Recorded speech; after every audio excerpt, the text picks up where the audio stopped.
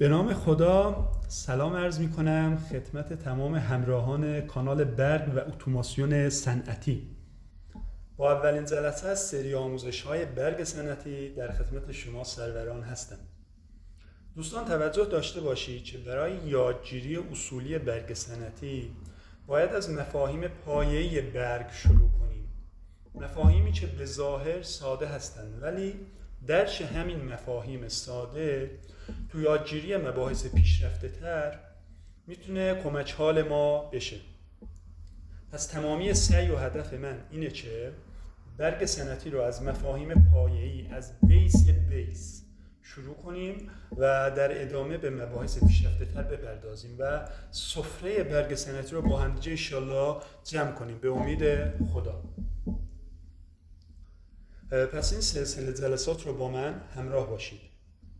در این جلسه که اولین جلسه ما محسوب میشه، من میخوام مدار الکتریکی رو بررسی کنم. دوستان مدار الکتریکی چیست؟ خب ما برای اینکه بتونیم از انرژی الکتریکی که همون میشه برگ استفاده کنیم و بهره ببریم باید بتونیم اون رو تبدیل کنیم. یعنی ما به صورت مستقیم نمیتونیم انرژی الکتریکی رو استفاده کنیم. برای اینکه بتونیم از انرژی الکتریکی استفاده کنیم باید بیایم انرژی الکتریکی یا برگ رو تبدیل کنیم به سایر انرژی ها، مثل انرژی نورانی، مثل انرژی گرمایی، انرژی مکانیکی و انواع دیگر انرژی ها.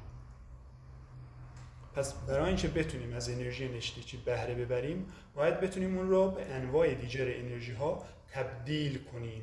ببینید چند بار این واژه رو تکرار کردم چون خیلی مهمه. پس ما این وسط نیاز به تبدیل داریم، نیاز به یک مبدلی داریم که این مبدل، این تبدیلگر بیاد این انرژی الکتریکی رو به سایر انرژی ها تبدیل کنه و ما بتونیم از این انرژی استفاده کنیم. پس این تجهیزات، این ابزاری که میاد انرژی الکتریکی رو به انواع دیگر انرژی ها تبدیل میکنه اسمش هست مدار الکتریکی. پس به تجهیزات فیزیکی لازم، به تجهیزات فیزیکی لازم برای تبدیل انرژی الکتریکی به سایر انرژی ها میگیم مدار الکتریکی.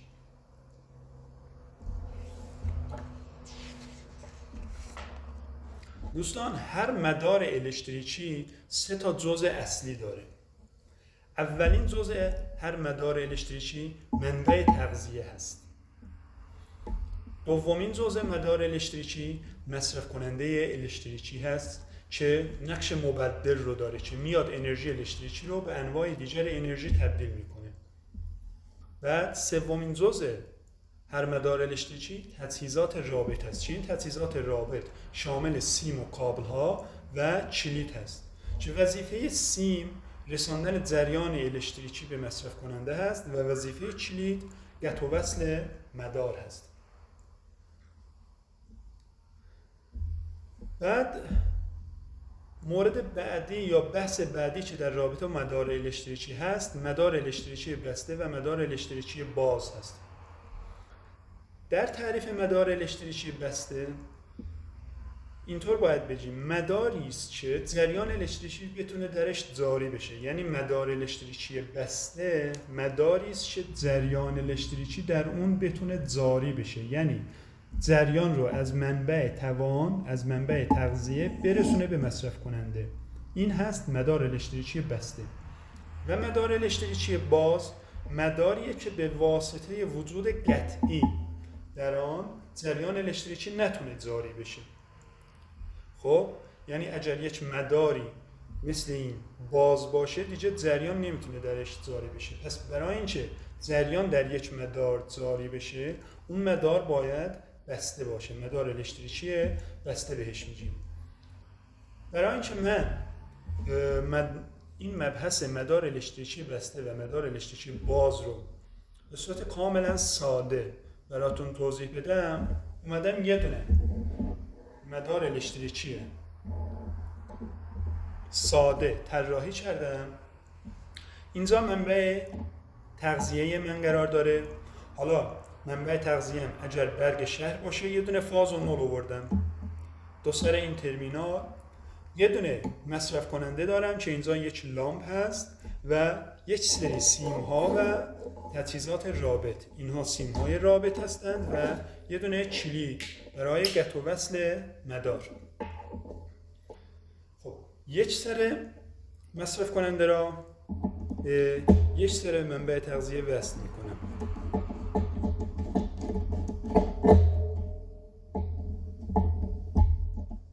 سر دیجه مصرف کننده رو میارم تو یک کلید، خب تا کنترل مدار دستم باشه، و از اون سر کلید میارم اون یکی سر منبع تغذیه.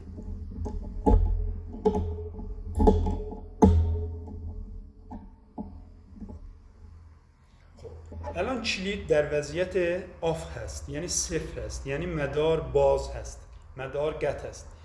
با وصل کلید اگر من کلید رو وصل کنم، مدار باز تبدیل به مدار بسته میشه و جریان در مدار جاری میشه و لامپ مصرف کننده ما که اینجا لامپ هست روشن میشه.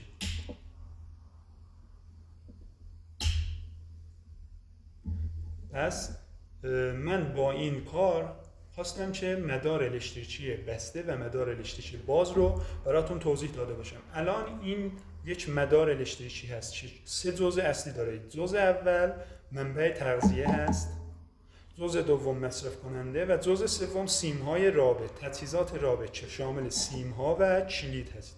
که الان کلید در وضعیت آف هست، صفر هست، یعنی مدار گته. پس این هست یک مدار باز، مداریه که به واسطه وجود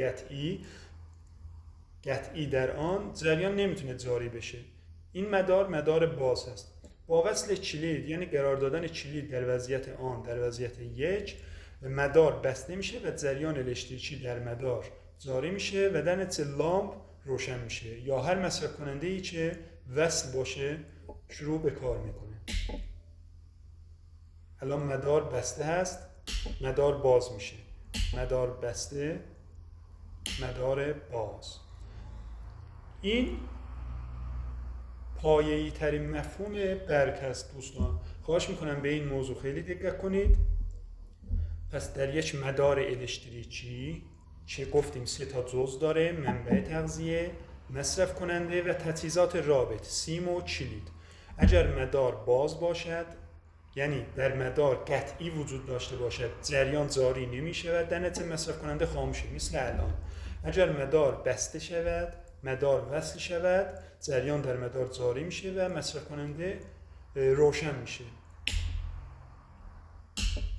الان مدار بازه، الان مدار بسته است و تمام.